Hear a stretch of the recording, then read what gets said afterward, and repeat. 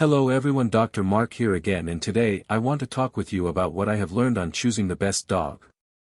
This video is going to be kind of different because instead of listing those dogs that I feel are ideal, I will talk about some of the things you need to think about to find your ideal companion.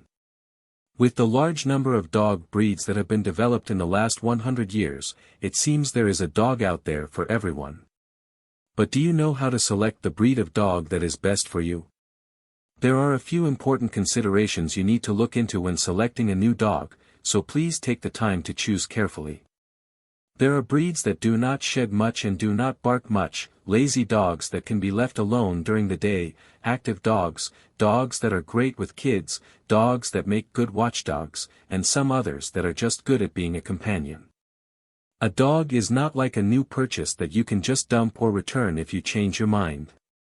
With proper health care, your dog is going to be a part of your life for the next 10 or 15 years. So, what kind of dog should you get? Should it be a big dog or a small dog? If you live in an apartment or rent a house, you may be faced with restrictions and your landlord may require that you only have a dog under a certain weight. Does that mean you cannot find a great dog? No, you can find a great dog no matter the size of the breed. The main reason that many small dogs have such a bad reputation is that they are not properly trained. If you do get a small dog, treat him just like you would a larger breed from the get-go. Take him to obedience classes and make sure that he is properly socialized. A big dog is in no way better than a small dog and vice versa. There is no such thing as a best breed. Certain dogs were developed for special purposes. Although they make acceptable pets, breeds that were developed for personal protection, like the Doberman, will probably be happiest if they have a job to do. Others, like the Maltese, do fine with a soft couch and a comfy bed. Some breeds are better for some lifestyles, and some are not well suited to various lifestyles or environments and will be unhappy in their new home. A border collie, for instance, has a lot of energy and is not the type of dog that should be locked up all day long in an apartment.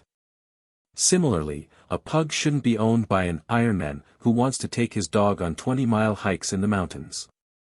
Do plenty of research.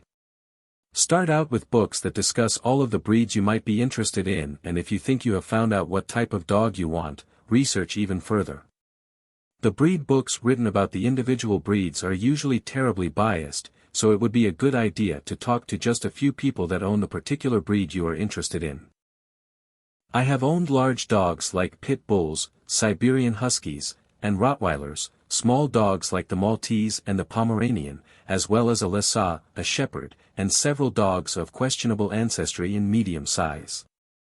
I have also had the joy of working with dogs of many different breeds in veterinary practice and training classes. As you can see, I have no breed preference. Siberian Huskies were perfect at one point in my life. My Maltese was great when I lived in Chicago, but at the moment, I have a pit bull cross from a backyard breeder, an Australian cattle dog, and a Labrador retriever. All dogs can be great. Is it cool to have a rare dog? As long as you are not getting a dog just for show, it is fine to have a rare breed. Keep in mind that the requirements for care are not any different, and only get one of these dogs if he meets all of your other needs. There are several questions to ask yourself when considering a dog. Do you work long hours? If you are away from home 8 hours every day, you need to consider that very few dog breeds can handle that sort of isolation. Do you have allergies to dogs? If a member of your family is allergic to dogs, that needs to be your most important consideration when getting a dog. Do you have kids? Some dogs look at children as a separate species of humanity since they look different, act different, and certainly sound different compared to adults. If you have children in the house, it is important that you find a dog breed that is good with kids. Does dog hair gross you out? If you want a dog breed that will not shed much, there are several good choices available. Do you dislike a dog that barks a lot? If noise is an issue, you'll want to choose a quiet breed. Do you have cats? If so, you will want a breed that gets along with cats. Should I get a purebred dog? Having a purebred dog can be important, and not just because of your new ability to show him off to your neighbors. When you get a purebred, you know what your dog is going to look like and how big he will be when he is older, and maybe more about his personality. Unfortunately, all purebreds are descendants of show dogs and are selected for their looks in the show ring. Many of them have traits that make them less than healthy, and other purebreds all trace their ancestry back to a few dogs that carried a genetic disease. There are numerous examples, like hip dysplasia in German Shepherds, bleeding disease in Dobermans, back problems in Dachshunds, eye problems in Pugs, etc. Getting a mixed breed dog does not mean that your dog will have no health problems. If you get a Lab/Rottie cross, and both parents had bad hips, you may find that your crossbred develops hip dysplasia early. I have seen numerous designer dogs that had serious problems despite being mixed.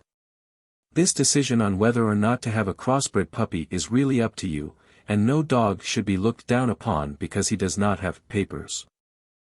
Before I discuss the best ways to find a dog, I want to discuss my Ask a Vet columns. I have a column and answer questions from pet owners on yourpetsathome.com and pethelpful.com. Not all problems can be solved over the internet, of course, since some dogs will need a physical exam and laboratory work.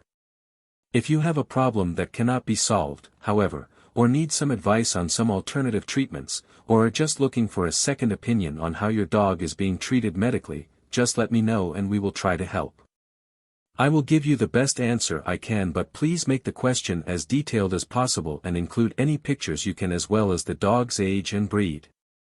There is no charge for asking a question, and great articles on health, nutrition, training, and home care are already available on both of those sites. One of those articles just might answer your questions. If you find this information on this video helpful, please give it a like. It helps the YouTube algorithm decide if the information is useful and they will send it to other viewers that are interested in dogs. If you need this information, please subscribe to my YouTube page. You will find plenty of videos on choosing dogs, and I will post more videos on saving money on heartworm prevention, some home tips to take care of skin problems, and how to make affordable homemade dog food. If you have any ideas for videos you need to help your dog, just drop a comment here and I will get on it as soon as possible. Where should I search for my new dog? Pet shops. If you get your dog from a pet shop, he comes from a backyard breeder or a puppy mill, and the puppy has probably not had any socialization and may have been raised in a cage where he has been playing in his stool. If you start out with a dog like that, you are going to have problems. Housebreaking a pet shop puppy is going to be more difficult or even impossible, and your new dog may never be socialized normally.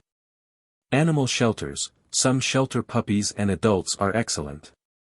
He may be a great dog that has just outgrown his puppy cuteness and the owners have grown bored with him. The family may have moved and not been able to find a house or apartment that accepts dogs. He may be a dog from a puppy mill that will be difficult to house train, or he may be a dog with a serious behavioral problem that will require extensive therapy. Shelters keep a lot of dogs from being euthanized by providing them with new homes, though, so you have to look into your heart and decide if you are willing to save a dog's life. Petfinder.com. If you have a specific type of dog available, be sure to check the listing of dogs available on Petfinder. The site can tell you if there are dogs available in a local shelter or even somewhere you may never have checked, like a shelter only a few states away. Breed Rescue. These groups are set up to help specific breeds, so if you know what you want, go to your search engine and type in the dog you want, the word rescue, and your location. The dogs available might be young, might be old, or might be in need of training. Contact the rescue to learn more. Backyard Breeder. Many people use this as a derogatory term, so perhaps they should be called home-based breeders. A home-based breeder is someone who has a nice dog, wants to breed her, and is probably raising a litter or two of puppies so that he can earn a little extra cash. Most of these puppies are well socialized since there are no facilities for isolation. However, many breeders are in the business for the money, and it is unlikely that they have spent anything on genetic testing for diseases, X-rays to check for signs of hip dysplasia, and the sort. Backyard breeders usually advertise in newspapers, on Craigslist, sell their puppies in parking lots, etc.